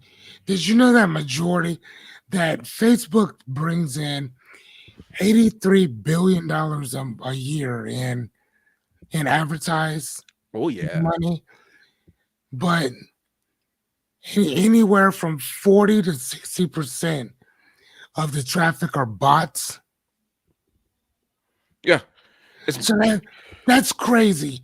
How that's some shit that we should be talking about because why give them money if AI is going to be sucking it all up? That's interesting. And it's an interesting thing. A lot of times the bots are just scraping people's profiles for data. And anymore now, people are using bots to drive traffic because Facebook pays people for video traffic. You can get paid from Facebook. And so they'll have fake accounts up there. There's a lot of weird reasons why that. But I know Twitter's kind of bad too with that. Like I think it's like somewhere upwards of 80% of their accounts are bots on Twitter. So, can you explain to us what does that actually mean? So a bot is I mean it essentially is somebody because it's utilizing an algorithm to reply to people. It's a fake account. It's created by a real person, but it's not run by a real person. So a real person isn't replying to your comments when it comes to a bot account. It's a language model. So how do they see my stuff and just start talking to me? Because it's kind of programmed to scrape specific interests or specific keywords, and search that stuff out online whenever new content gets published. The bots that you find on Twitter are typically, whatever political buzzwords are out there, they are attracted to, and then they comment like they're real people. And depending on how they're programmed, depends on the kind of comment. Either it can be an incendiary comment or a green comment. And yeah, it's a robot, basically. It's a robot that exists online. to pretend like it's a real person. That's And crazy. and I mean, we used to do it for like there used to be people would make bots for like Jordan drops when Jordan, whenever Jordan dropped something new, they would make bots so that they can gain access and be the early orders on because the bot can respond a lot quicker to the new drop than a human being can. Okay. But once people realize that there's a profit motive behind it and these platforms are paying for eyeballs on content, you know, you can make a bot to do anything. Once political actors realize that I can drive public opinion on a massive scale if I deploy enough bots to a situation and they are fed laced with misinformation, we can create any narrative we want for $1 million. Pay a couple $1 million, create a bot, hire a bot farm to say X, Y, and Z, and you can make anything happen politically. You can make things happen. Like if you're in one of these lobbying groups and you need legislation that benefits you, all you got to do is start a bot campaign online to make it seem like social media sentiment is with you. Right. And these Congress people see it. They're like, well, social media is saying X, Y, and Z. This is how they really feel. And then you got positive legislation for whatever you wanted to get through. It's crazy. But yeah, the bots are absolutely a real thing. Automated accounts aren't anything new. And it's not an AI invention. And a lot of times AI isn't like necessarily new. Language models have been around for a long time. That's what a lot of those bots are based on. Just small scale language models. Really? Yeah. So then why are we giving them real money for fucking robots? That's almost like me giving them money to have people show up to my stuff and then robots start showing up. I mean, that's not fair Yeah. for me to give you real money for you to give me a fake. And that's the game. That's why That's like Kaplan and DeVry. People are taking out real loans for fake fucking college degrees. And that's why as a marketer, it's getting hard out here as a marketer, because I'm gonna tell you why. Because these social media companies have made it seem like it's dead simple that you don't need somebody to run ads for you. You can do it yourself. Well, what happens is a lot of people that respond and see those ads are bots, and you're not getting real views. The traffic is bots, but you're paying for each view. And then hold on, but you still get paid because of those bots. Well, it depends. If you're paying to run the ad, you're paying the social media platform to show this content to an audience of people. Well, if most of that audience is bots, you're paying to show it to fake people. Right. And so how do you know though? You don't. But that's why when I'm saying I'm a marketer, this is what I do. I know how to try to get to actual real people. But since social media has made it dead simple where anybody can boost a campaign and essentially think that they're running their own ad, they've convinced whoever that we're obsolete. Like, you don't need a copywriter, you don't need somebody who understands the back end of this stuff to create an ad for you. And so it's not anger or anything, but I know how to get your ad seen by people. I know how to get your content seen by real human beings who pay real human being money. Facebook, but if you boost it out yourself and just let them determine their specifications of who they show it to, and you let Facebook determine the psychographics and the times and all that other stuff, they don't care if it's a real person or not. They're still going to take your money. So, okay. But for the other end of it, if you're in the content space, it's great to have bots out there. For the time being, because now even YouTube is cracking down on inauthentic views of automated accounts. And so say that one more time. Even YouTube's cracking down on inauthentic views of automated accounts. So now they're trying to figure out, are we showing this thing to real people? And if real people aren't seeing this, then you, Mr. Content Creator, who has the ads in their video, you're not going to get paid for the views by people who don't exist. Right, but how is that their problem or that person's fault? They're not going to know that. That's the game. And then at that point, hold on. At that point, then you can basically say that all 15,000 or all 30,000 or all 100,000. Sorry, man, these are all bots. No, Yep. there's only like 3 or 4 of them that are real. So then technically, YouTube can keep all that money, even though they're real people. So you'd have no idea who actually. Oh, that's dirty as fuck.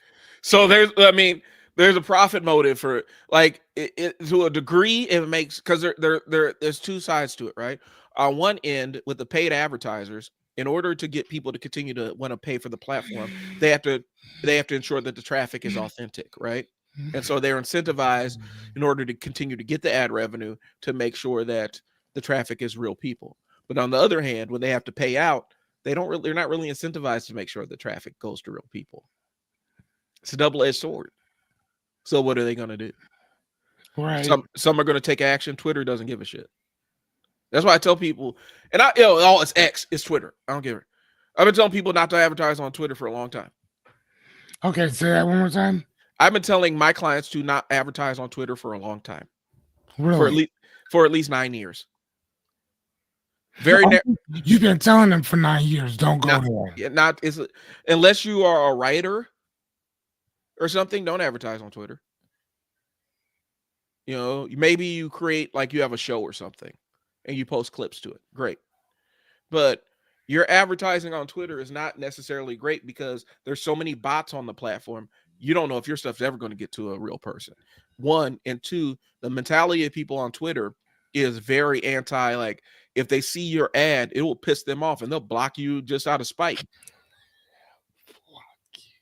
Oh, I gotta love it. It doesn't matter if they love your product or not. How dare you put an ad in front of my face? Like, fuck you. Block.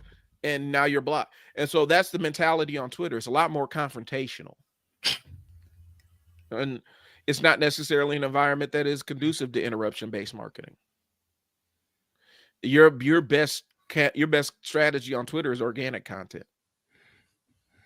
And even then, as a crapshoot, like, I watch people on Twitter, like, they tore Simone Biles' husband's ass up. Tore his ass up. What did he do? Because he had the audacity to say, yeah, I didn't necessarily really know her when she first stepped to me. How do you not know Simone Biles? He's a football player. You want to know what football players are doing in the summer? They're getting ready for football season. They ain't sitting around watching Olympics. They ain't sitting around watching the gymnastics on the Olympics, bro. So I think he knew of her, but he didn't necessarily know, like, he heard the name out, and how dare he not know who she is? A whole bullying campaign to the point where Simone Biles had to jump on and say, y'all need to relax. I don't like you going after my husband and target him with this cyberbullying stuff. And then they turned on her. Twitter is a miserable ass place, bro. He said Twitter is a miserable place.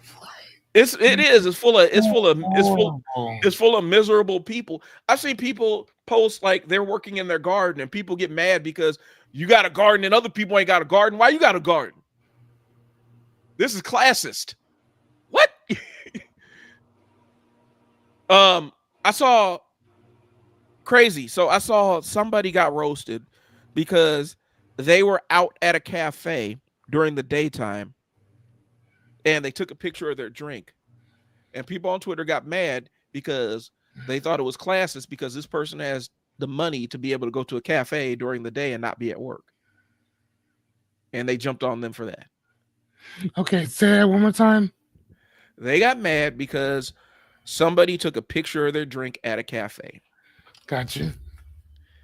And they thought somebody on there got in their feelings, thought it was classist because this person has the luxury of being at a cafe in the middle of the day as opposed to working. Crazy shit, man. This is on what? Twitter, people take weird, like people will get pissed off at the weirdest things on Twitter. It is the most bizarre thing. People mad, oh, you got a garden. How you got a garden? Why you got a garden? It must be nice to have a garden. What are you talking about, X? Yeah, X, Twitter.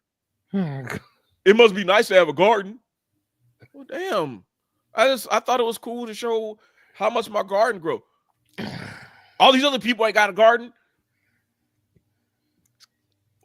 What? I'm not allowed to enjoy this thing. And that's what it is. If you enjoy something on X, there's going to be, if you post something you like on X, invariably there's going to be somebody that comes and wipes their ass with it. It just happens. That's what happens on Twitter. X, Twitter. Mama named him Twitter. I'm going to call him Twitter. So yeah. So that's why I tell my clients to stay off of it. From a business standpoint, it doesn't make a lot of sense. Why would you want to market into that hostile shit unless you have a brand that's toxic enough to survive Twitter or X? Do you have a brand? If you have a brand that's toxic enough, then go for it. If you thrive on hate and conflict and angst and anger, Twitter is the place for you. So anyway, so that's what I got, guys. I got my podcast that I do on Tuesday nights, a live stream. Come check your boy out tonight.